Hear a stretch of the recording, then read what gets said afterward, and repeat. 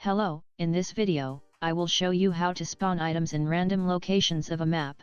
The item I am spawning is something I created in the last tutorial, a collectible page item from the Slenderman games. Here is a quick glance at the code.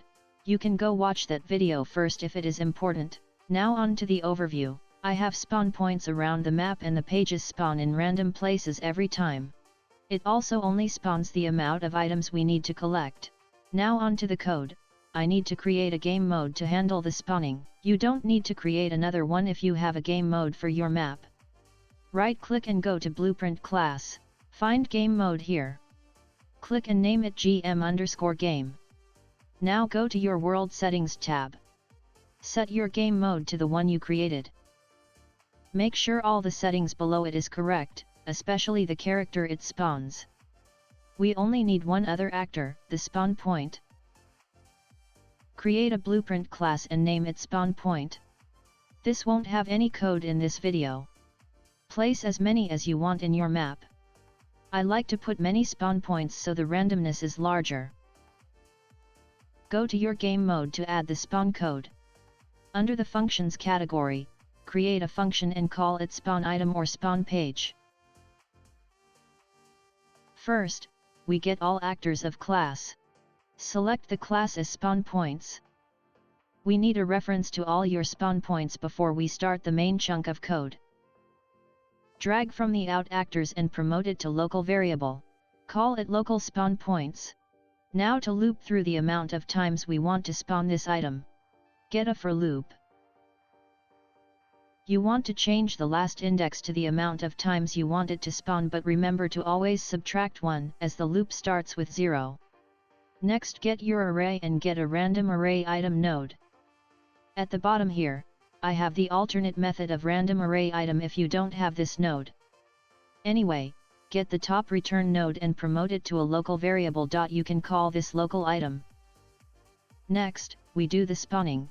Get a spawn actor node. Find your item class that you want to spawn. Also check try to adjust location but always spawn. If it collides with another item, it can just move slightly. Now on to the location. From the transform, get a make transform. Get our local item and get the actor location. You could add a bit more code to randomize the rotation and location. Now get your array variable and get the remove node. Get your local item too and plug it in. Then we want to get the local item and destroy actor. Remove it from array before destroying it so there are no invalidation errors. Go back to your event graph and you can now call your spawn function on the begin play. Technically, we are done, so you can just test it. I am doing something optional now.